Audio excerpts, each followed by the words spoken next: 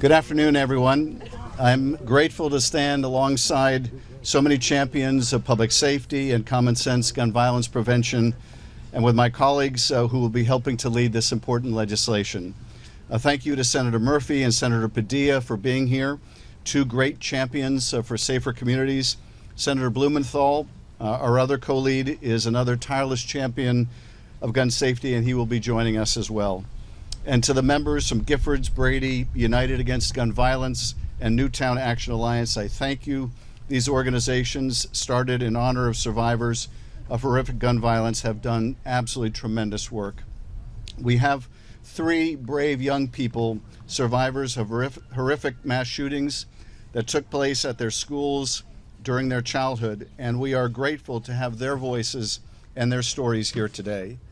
I'm also very proud to be partnering with Congresswoman McBath, one of the foremost champions of gun violence prevention, not just in Congress, but now I think in American history. With remarkable fortitude, she has turned her pain into purpose, leading the charge to make our communities safer in honor of her son's memory. It is my privilege to stand here as California's newest senator with my senior colleague Alex Padilla to help take up the torch from one of history's other great champions of gun safety, a mentor and predecessor, the late Senator Dianne Feinstein. Her advocacy on this issue was legendary, but she wasn't just a champion for protecting communities from gun violence. She is one of the lawmakers who helped prove to all of us that it was possible to deliver results. I want to take you back in time to the origins of this legislation and Senator Feinstein's legacy. 36 years ago in Stockton, California, a 24-year-old man walked into Cleveland Elementary School with a semi-automatic rifle and shot 36 people, all but one of them children, before taking his own life. 5 children were murdered that morning in Stockton. The oldest was 9 years old. The youngest was only 6. This was before Columbine, before Sandy Hook, before Parkland. This was, at a time, the deadliest shooting at a school in American history. And sadly, this was also at a time when politics did not get in the way of the obvious reaction that any lawmaker should have had in the face of this tragedy. 4 months after this horrific shooting, my great state of California led the nation by becoming the first state to create a law prohibiting ownership of an assault weapon like the one that was used that day to murder young, innocent school kids. This is how public policy is supposed to work. In the face of tragedy, those whose responsibility is to make laws to protect our society must ensure that steps are taken to protect that heartbreak from repeating. Senator Feinstein knew this. She had firsthand experience in the wake of gun violence when her colleagues, Mayor Moscone and Supervisor Harvey Milk, were murdered mere yards away at San Francisco City Hall. Senator Feinstein took the inspiration of that tragedy in Stockton and California's action to the Senate. And within 5 years, the United States would follow suit, passing the first and only ever ban on assault weapons in 1994. The result in the 10 years that it was in effect is clear. An American's likelihood to die in mass shootings fell by 70%. 70%. Gun massacres fell by nearly 40%. And when the ban expired in 2004, allowed to die by a Republican Congress in the pocket of the NRA, gun massacres rose 239%. The assault weapons ban saved lives. There is no escaping that fact. And the time since Stockton and since that federal ban expired, we have seen, sadly, the reality of gun violence only deepen in America. We have seen the AR-15 and copycat weapons become the weapons of choice for those wishing to do harm. We have seen mass shootings become so frequent that sometimes they fail to even register with the public. Perhaps the most damning indictment of where we are now is the clear reality that our children now live with, and how normalized that has become. Where previous generations had to duck and cover or stop, drop, and roll. This generation knows better than any how to lock the door, turn off the lights, and text their parents without making a sound. Consider this. There were college students who survived this month's shooting at Florida State University who were high school students in Parkland. These students had already survived the deadliest high school shooting in our history. This is the sad legacy we are leaving this generation. They've been raised to expect now that Washington will do nothing to stop these killers and these killings. That thoughts and prayers is the best that those in power can manage. For our kids, for our communities, we cannot let that be so. We must continue to keep the pressure on, to build on the success we found in the last administration, to find common ground on gun safety, and to remind people that this common sense measure has already proven to save lives before. We cannot allow another student, another family, another community to become the next in that horrible club that includes Stockton, San Bernardino, Thousand Oaks, Monterey Park, Poway, Fresno, and far too many other communities in California and across the country. The time to act on this life-saving legislation is now, not tomorrow, not next week, and not when the next tragedy strikes. I now turn over the microphone to the great champion for ending gun violence in America, Congresswoman Lucy McBath.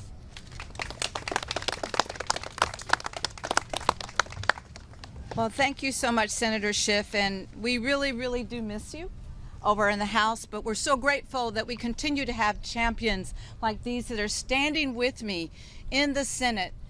And we promise that we will do everything that we can in our power in the House to combat these egregious pieces of legislation that are going forth so that we can save lives, because we know that we have our champions in the Senate, and we're grateful for you. Good afternoon, everyone. I am really honored to be with you today. I'd like to thank Senator Schiff and Senator Murphy, Senator Blumenthal, and Senator Padilla for their support for gun safety legislation in the Senate and for joining me here today. I also want to thank the more than 100 House members who have signed on as an original co-sponsors of our bill, and each of you who are here to cover today's reintroduction of this really, really critical and important legislation. At a time when we are fighting on countless fronts against attacks from the Trump administration, we must not lose focus on our mission to end gun violence here in America and to save lives. I came to Congress because I lost my son due to gun violence, the senseless act of gun violence. In my advocacy to prevent more of these tragedies from happening, I've met scores and scores and scores of survivors and heard story after story of the change that we need because of the carnage of assault weapons and the harm and the damage that they cause. All too frequently, these are the weapons of choice for school shooters in America, and they are disturbingly easy to access. This is uniquely an American problem. Assault weapons were designed for one purpose only: to carry out massive lethal attacks by sustained rapid-fire shooting in just a very short period of time. Truly, these are weapons of war made for simply the battlefield and not our streets, not our schools, not our communities. Too often, we hear from gun safety opponents that partisanship is what prevents us from reinstating an assault weapons ban. I'd like to remind those opponents that this is a policy on which President Jimmy Carter and Ronald Reagan shared the same opinion. Together with Gerald Ford, these former presidents wrote Congress in support of a federal assault weapons ban in May of 1994. And for the 10 years following, this country had a bipartisan assault weapons ban on the books, and it was working. We have the data to show that this policy saved lives. A 2019 study examined American mass shooting fatalities from 1981 to 2017. During the 10-year federal ban from 1994 to 2004, mass shooting fatalities, just as it was stated moments ago, were 70% less likely to occur. So why then do our Republican colleagues continue to refuse to act? Is the campaign support from the NRA worth more than the lives of the very constituents that they swore an oath to protect and serve? Is fear of a political challenge an unacceptable answer to give to grieving parents who have lost their children in a school shooting? I challenge those who believe that this epidemic of gun violence is too great a challenge for our deliberative body to solve. The Republican majority has been mum in response to more than 100 daily gun deaths in our country. More than 100 people in this country die every single day, and they are silent. And they have continued to dig their heels in the ground while our families continue to be ripped apart. We owe it to the American people to seek solutions to this problem, to seek solutions to their pain and to the carnage and to the broken families and the broken communities, not hide behind the gun lobby and its waning influence. As we reintroduce this legislation today, we will continue to advocate for banning assault weapons to every legislator on this Hill who will listen. And for those who refuse to listen, don't worry, we are not backing down. We know that a majority of the American people are on our side. The polling, the data, the research shows that. As long as these weapons of war remain a threat to our children and our classrooms and innocent civilians in grocery stores and civilians in our movie theaters and those in our houses of worship, I refuse to stay quiet. I owe my son that legacy. And for all the families like myself that have lost loved ones due to the carnage of gun violence, I promise you, we will never back down and we will never stop fighting for you.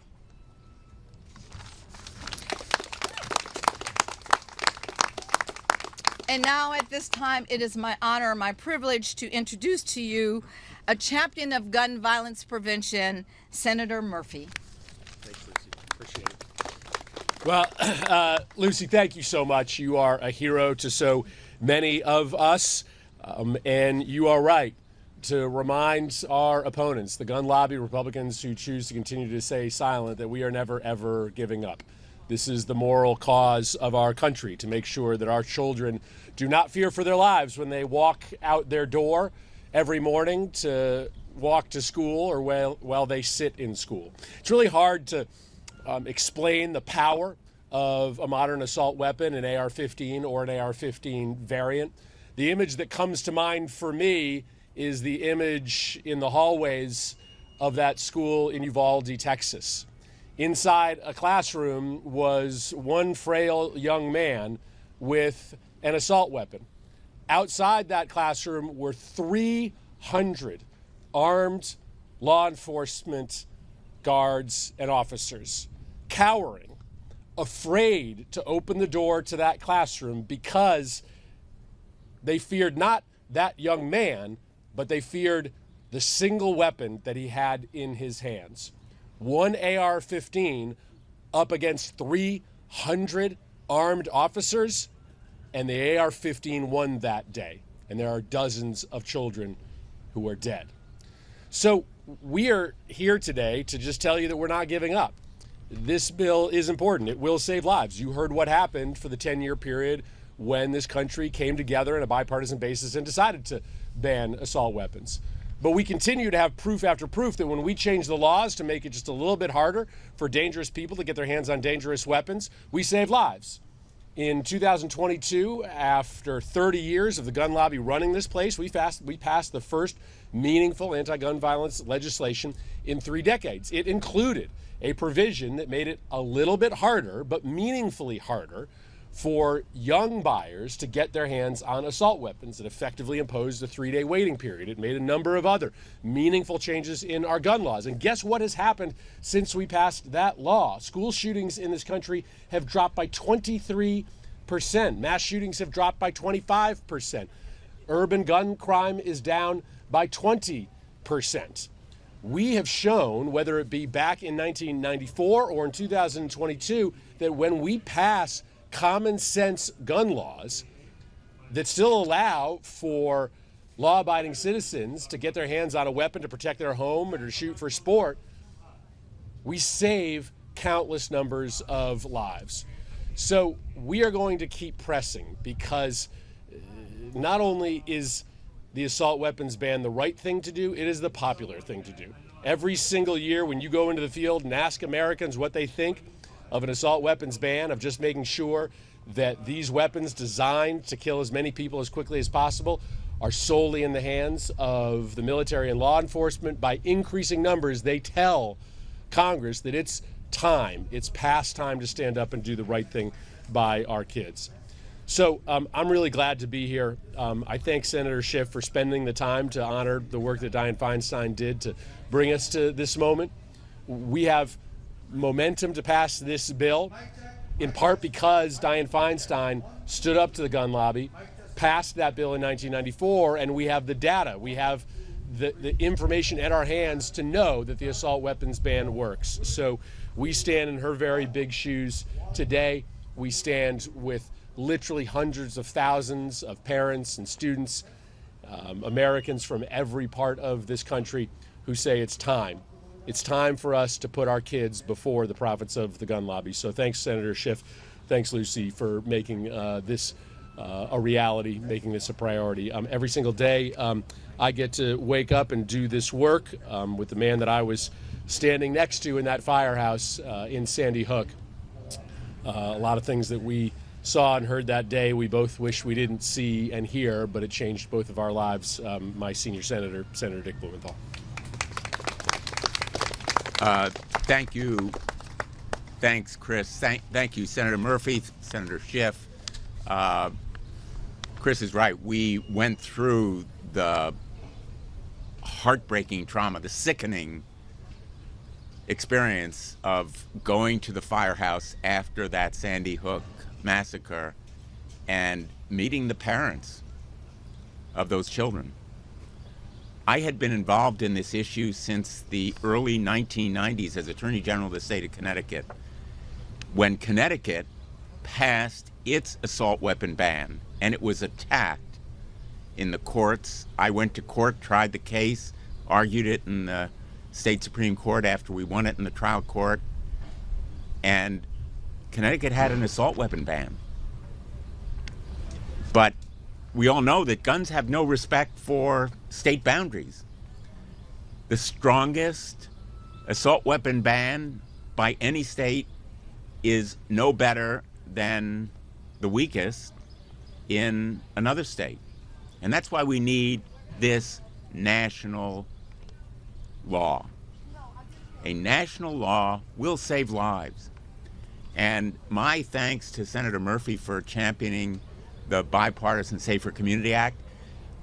We know from the numbers that he just gave you, the numbers tell you these measures work. Keep guns out of the hands of dangerous people, dangerous to themselves because they want to commit suicide, or dangerous to others, and you save lives. But what is so searing and profound for me are the faces and voices of the victims. In their name, we need to honor their loss with action. Honor with action. We can save lives if we take the lessons from the laws that have been passed. And in Connecticut, where we have a stronger assault weapon ban, we have Ethan's law requiring safe storage. We have a better background check bill. We have a red flag statute. The combination of these measures has reduced gun violence dramatically. These laws work. They save lives. We ignore that lesson at our peril, but more importantly at the peril of children and moms and dads and others who are the real victims. And the trauma of assault weapon injuries and deaths is not just the individuals who are injured or killed.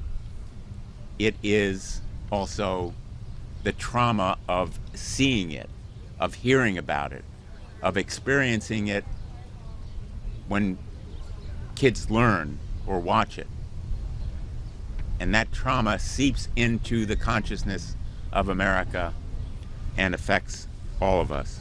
So I'm grateful to stand here with Senator Schiff. Thank you for continuing to champion this measure in the great tradition of Dianne Feinstein and Chuck Schumer, who has been an advocate of it, staunch and steadfast. And my hope is, let me just say finally, that this measure will, in fact, be bipartisan. I know it sounds naive or futile, but I still believe, as I did back in the 1990s, that gun violence prevention is not red or blue, it is American. And America is uniquely dangerous from gun violence. Among the industrialized countries, we have higher rates of gun violence and deaths than any other major developed country, and we need to make it bipartisan. I feel that we will, and I have the honor now of introducing Senator Schiff's partner in this effort, Senator Alex Padilla, who has been an advocate from his first days in the United States Senate. Thank you, Alex, for being here. Thank you, Senator Blumenthal. I want to also thank my colleagues that are working so hard and diligently to reintroduce this assault weapons ban, and we're going to keep fighting until we get it passed and signed back into law. Senator Schiff, my partner in California, Senators Murphy and Blumenthal, Representative McBath, thank you for your passion, for your commitment, and a big thank you to all the gun safety advocates and survivors that are here, bringing your stories to the halls of Congress, trying to appeal to the hearts and the minds of our Republican colleagues. Senator Blumenthal, I'll tell you why I've been committed since day one in the Senate. It's because of my background in the state of California, which, like Connecticut, has an assault weapons ban. It was the first in the nation decades ago, as you heard from Senator Schiff. And the numbers don't lie. The assault weapon ban works. Fatalities are down because of it. Lives have been saved. The number of incidents have been reduced. But as you pointed out, state laws stop at the state line.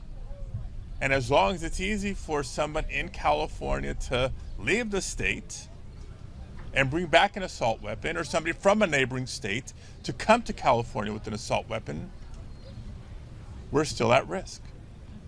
And so we need a national ban, as we had once upon a time under the leadership of our predecessor, Senator Feinstein. point where each year a new town in America is added to a heartbreaking list. A list that includes Columbine, Newtown, Parkland, Uvalde, Monterey Park, and many, many more. Now, I stand here not just as a senator, but as a proud father of 3 school-aged children. It was troubling enough the first time one of my kids came home and I asked them, so how was school today? In California, we're not unfamiliar with fire drills and earthquake drills. But when a child comes home explaining to parents what an active shooter drill is at school, it should make us all mad that that's what we are living in the United States of America in the year 2025. It doesn't have to be this way. Let alone the thought that there's been shootings in schools elsewhere in America, and it can happen in your own community. If it can happen anywhere in America, it can happen anywhere in America. And when it happens, our Republican colleagues may offer their thoughts and prayers, but sadly, that's it.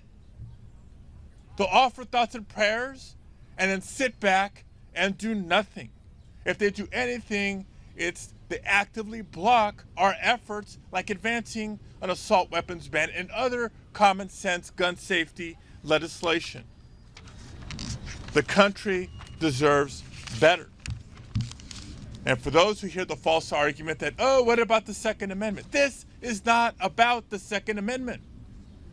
This is about saving lives. And it's not that complicated. As you've heard, the questions are actually very basic. Should military assault weapons be on the streets of our communities? No.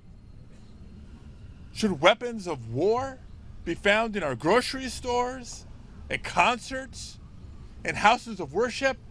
No. Are our Republican colleagues more loyal to the gun lobby or to the constituents that elected them to make their communities safer?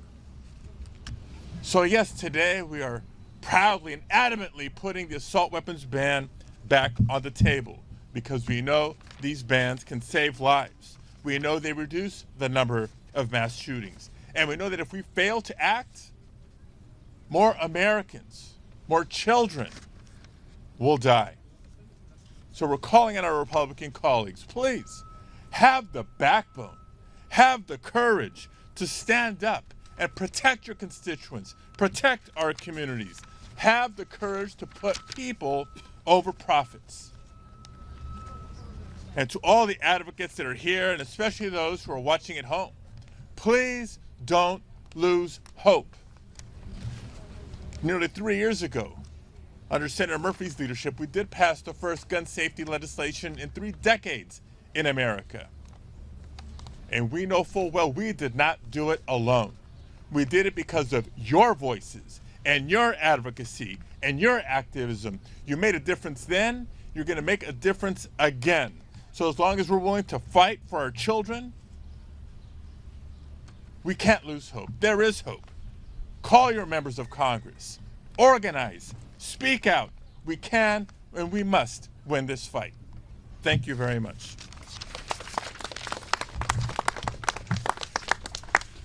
So I wish that Matt Holden's story didn't exist. Matt Holden was in a nearby classroom in Sandy Hook Elementary the morning of that shooting, a story that he can tell. But he remembers being told to be quiet, huddled in a corner by the janitor as the gunman was just steps away. He has chosen to take that trauma and demand change. So we're really glad here today to be joined by a number of courageous advocates, including young men and women like Matt, who have been survivors of these mass shootings. Matt is currently a student at George Washington University. He has been a very active member of the Newtown Action Alliance, and I'd like you to give him a big, warm welcome.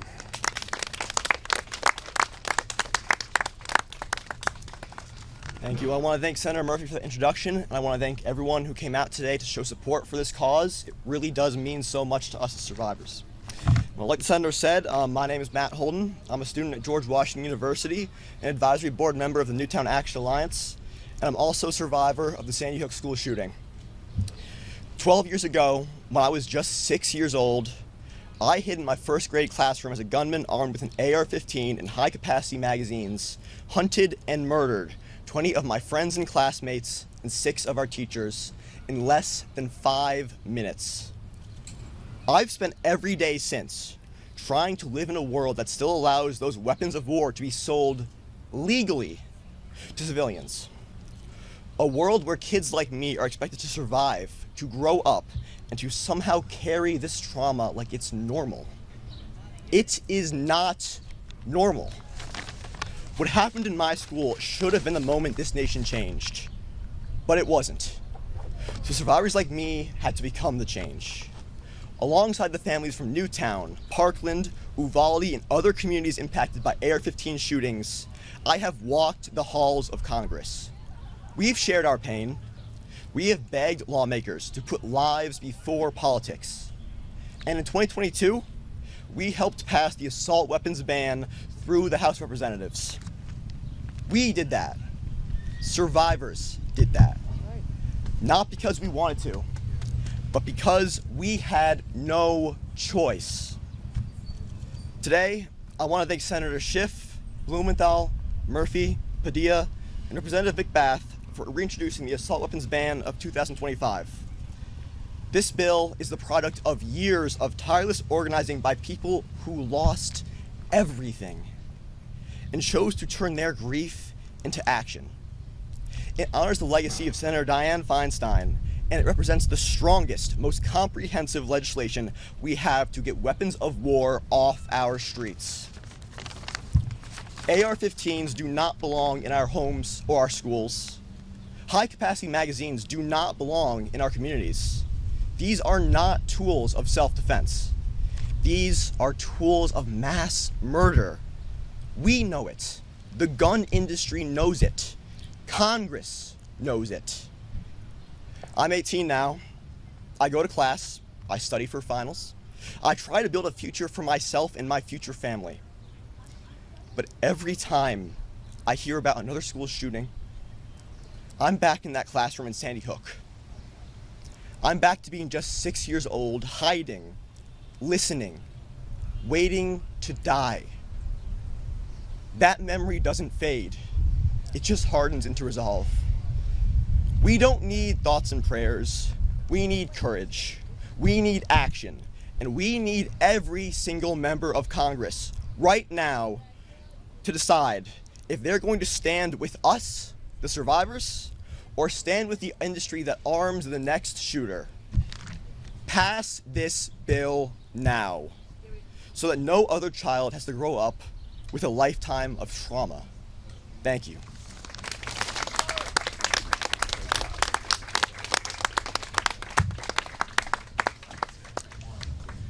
I'm really proud to stand here with Matt of Connecticut and others of his classmates, his community that have experienced this trauma. I want to be a little bit graphic in introducing the next person who's going to speak with you.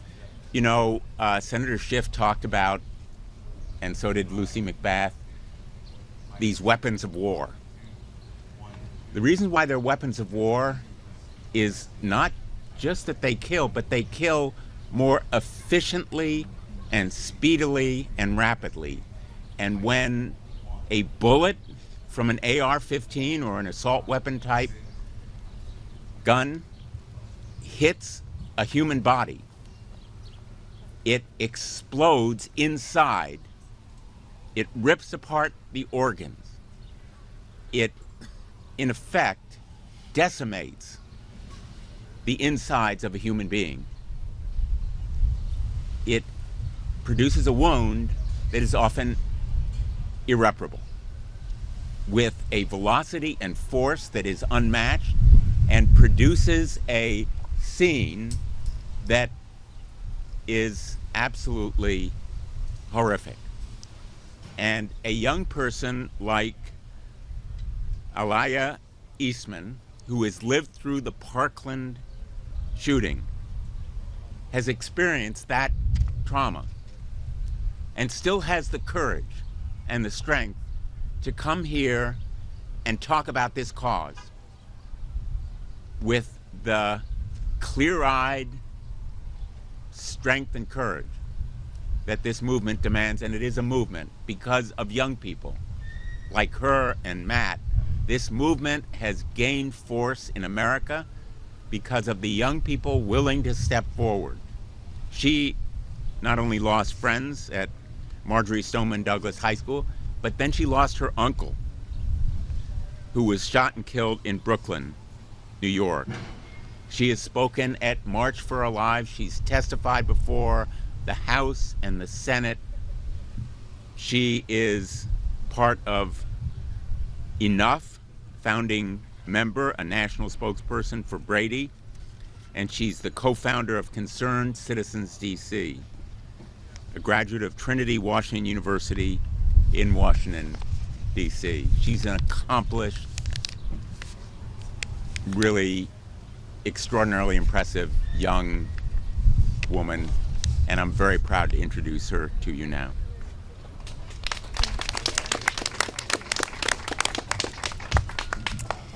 Thank you, Senator Blumenthal, for the introduction. And thank you, everyone, for being here today. And a special thank you to Senator Schiff and Representative McBath, and all the other sponsors for introducing the assault weapons ban of 2025. My name is Aliyah Eastman, and I am a youth organizer and co-founder of Team Enough. In 2018, I survived the deadliest high school shooting in American history. Using an AR-15, a weapon built for the battlefield, a gunman attacked my high school, Marjorie Stoneman Douglas High School in Parkland, Florida. It only took 6.5 minutes for my classroom to become a war zone. 6.5 minutes is all it took to murder 14 of my classmates and 3 school administrators. 6.5 minutes is all it took to injure another 17. 6.5 minutes and 150 rounds of ammunition. I stand before you not just as a survivor, but as a living testimony to why we're here. The reality is clear and urgent. Banning assault weapons in high-capacity magazines is not political. It's a necessary, life-saving solution to our nation's disgusting and egregious gun violence epidemic. We should be embarrassed. Our nation's survivors, like myself, especially child survivors, should not be able to relate to war stories from our veterans. But yet, because of the proliferation of these weapons of mass destruction in our communities, we can. In shootings where assault weapons or high-capacity magazines are used, 155% more people are shot and 47% more are killed. The expiration of the federal assault weapons ban in 2004 continues to create devastating consequences for the safety of our communities. This is BS, because we know these laws work. In the decade after the ban expired, there was a staggering 347% increase in mass shootings and a 239% increase in fatalities. Just look at the deadly shooting at Florida State University just 2 weeks ago, a school where many of my classmates from Parkland attend, who now have had to experience their second mass shooting. How many lives will it take for change to finally happen? We don't need thoughts and prayers.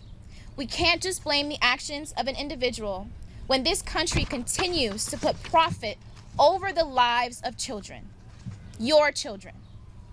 At FSU, the shooter used a .45 caliber pistol to kill 2 innocent people and devastate the lives of an entire community. What's even more frightening is that he had an AR-15 waiting in his car, the same gun used to kill my classmates. If he had returned with that assault rifle, how many more innocent lives would we be mourning today? If the shooters from my high school's gun didn't jam, how many more innocent lives would we have mourned? Americans are living in fear every day because of these weapons of war. Communities are forever wounded. Children are afraid to go to school. Teachers are afraid to go to school. And parents are afraid to send their children to school. This isn't the reality we have to live in. The fear that grips our schools, movie theaters, places of worship, and even parades is not inevitable. It's the direct result of policy choices we can and must correct, or else we are a country full of cowards whose hands are stained by the blood of American youth who are gunned down in a country who continues to show them that they don't care about their lives. So as we witness the Trump administration dismantle critical gun safety measures at the federal level, Congress must step up to pass this essential assault weapons ban. This is and has been life or death. Thank you.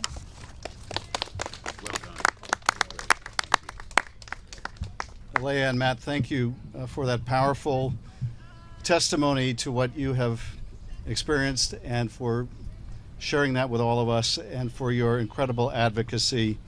It is now my honor to introduce another powerful young leader in the cause of common sense gun safety laws, and that is Lucy Sarkeesian. Lucy is from Colorado. She has her own tragic experience with gun violence at her school that she will share with you, that she has shared with others. And Lucy, we are so grateful to you for your courage in speaking out and your tenacity, and it's an honor to introduce Lucy Sarkeesian.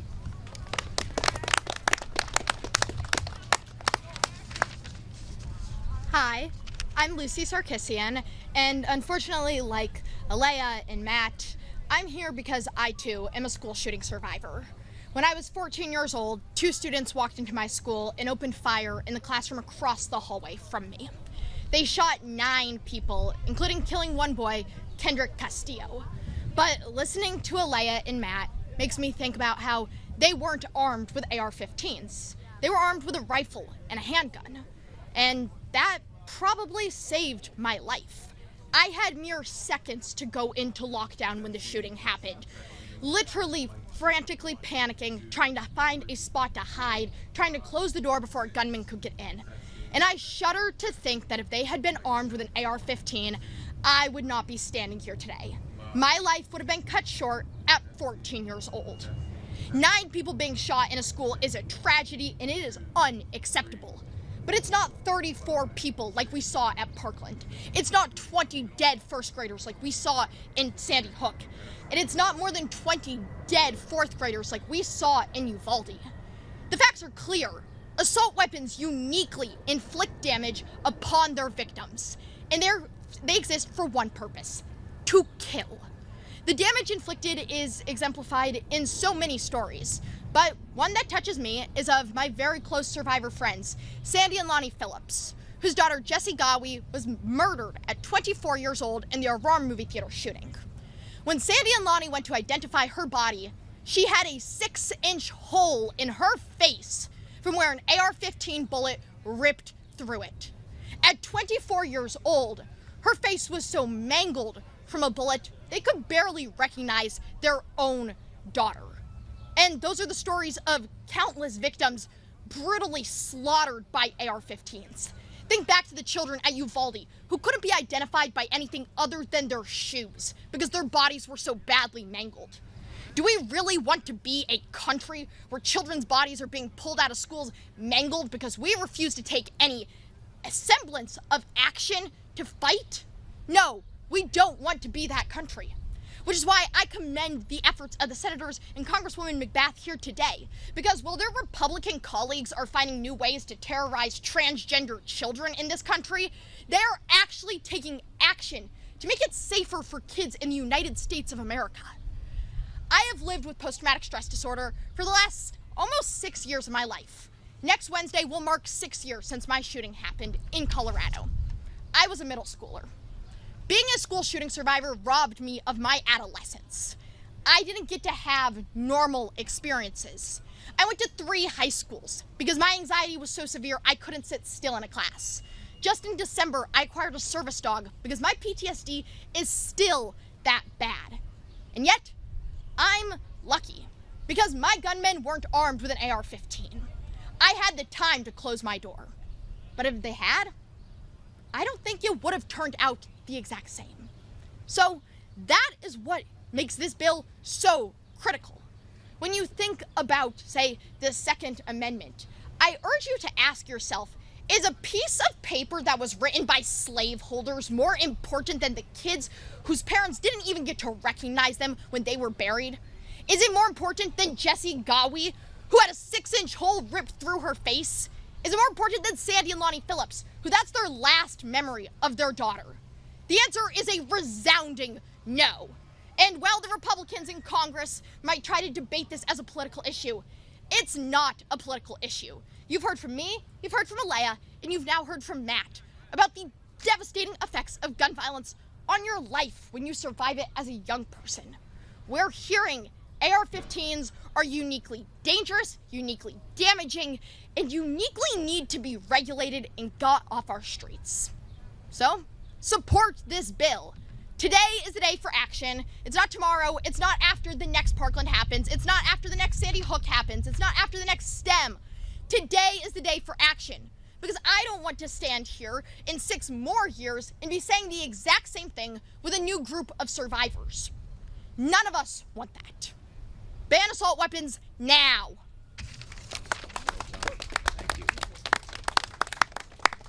Lucy, thank you so much. Well, nothing could be more powerful than what these young people have said and what they have experienced. And I thank them for turning that traumatic experience of their life into the most powerful advocacy possible. My wife and I had the experience all too common for parents of getting a message from one of our kids that they were sheltering in place, that there was a shooting going on nearby. In my son's case, he was in college and the shooting was off campus and he was fine. But we experienced that momentary terror, that momentary horror that I think all parents do when they all too often get a message like we did, let alone worse, as Lucy has experienced and so many other parents and family members have experienced. So I thank you to all the survivors for sharing their stories with us today. We're happy to respond to a few questions. Yes. Senator, do you think this bill has a path forward this Congress, and how are the discussions you have with Republican colleagues about it? Well, I think the path is a very difficult one, given that the Republicans control both houses, and at this point they are still very much in the thrall of the NRA. And what has always been so perplexing, galling to me, is that when you ask the actual membership of the NRA, they will tell you they support an assault weapons ban. 60 or 70% of NRA members support an assault weapons ban. So they're not even doing what their members want. They're certainly not doing what their constituents want. And yet they are beholden to this powerful lobby. Until that changes, until we get a few Republican members, it doesn't have to be a majority, it certainly doesn't have to be all, but until we get a few that place a higher priority on the lives of their constituents and the young people in their districts, then we are going to have difficulty getting this bill through. So I want to acknowledge that reality, but I also want to say that we have seen things pass in this Congress for well or for ill that we never would have imagined we would see the day, and it has happened. This bill will pass. It is just a question of how quickly we can get it passed, and I'm certainly determined, and I know Richard is, to do everything I can to make sure that day comes soon. Let me just add a word to concur with Senator Schiff. This Congress is definitely uphill. The president went to an NRA convention. He's received contributions and donations from the gun industry. They've just disbanded the Office of justice programs that provides $250 million for community violence intervention and prevention. Clearly, they are in the pockets of the gun industry. But they're out of touch with America on this issue, as so many others. And one of the purposes of this measure, which Senator Schiff has so courageously introduced, is to hold them accountable. Gun violence will be on the ballot in 2026. Gun violence will be on the ballot in every congressional district across the country. And holding members of Congress accountable, our colleagues, as well as members of the House, will send a message and will advance this historic cause. We cannot abandon, forget, ignore the imperative of the history that Senator Feinstein and now Senator Schiff are working so hard to advance. Make one last comment on this subject, because I think there's a need on this subject, as on so many others, that we have hope that we can make progress. And one of the things that's given me hope on this issue is I have seen how it has changed over the years. I remember a time when I first got to Congress when there were a great many Democrats who ran away from this issue. Democrats from purplish or reddish districts or states, they didn't want to deal with this issue and ran away from it. That has changed dramatically. People are running towards this issue. I remember when Jason Crow was first running for the House, I went out to Colorado to campaign with him, and far from avoiding the issue, he raised it himself at one of the town halls. He made the point that if you want an assault weapon, you should do what he did, and that is join the military. They are very efficient for killing people at war, but they have no place in civilian hands. And so I have seen the ground we have gained, but it has not been enough, and we will continue to press forward until we get this passed. I think we have time for one last question. Oh, that's it? Okay. Oh, please. Okay. And I just wanted to make one more comment. Since I hold the assault weapons ban in the House, currently we have over 100 signers, 100 co-sponsors, so that should give you some hope. We will continue to try to build upon that. We have a lot of new members now in Congress that we've not had the chance to be able to massage and encourage them to become a part of this really life-saving policy, but we'll continue to do so. What I will say, it has been somewhat tragic, is that in the 117th Congress, we did have Republicans that were willing to work with us. The 118th Congress, they started to drop off. And it will be, as you know, the senator said, even more difficult now in the 119th because of this administration to get our Republican colleagues to hope that they have enough courage to stand and do what's right by their constituents. But we do have over 100 co-sponsors now in the House that have signed onto the assault weapons ban, so there is hope. All right, that's going to do it for us. Thanks, guys. Thank you all very much, and once again, my thanks to these incredibly brave young people for sharing their stories with us today. They are the reason why we continue this fight. Thank you very much.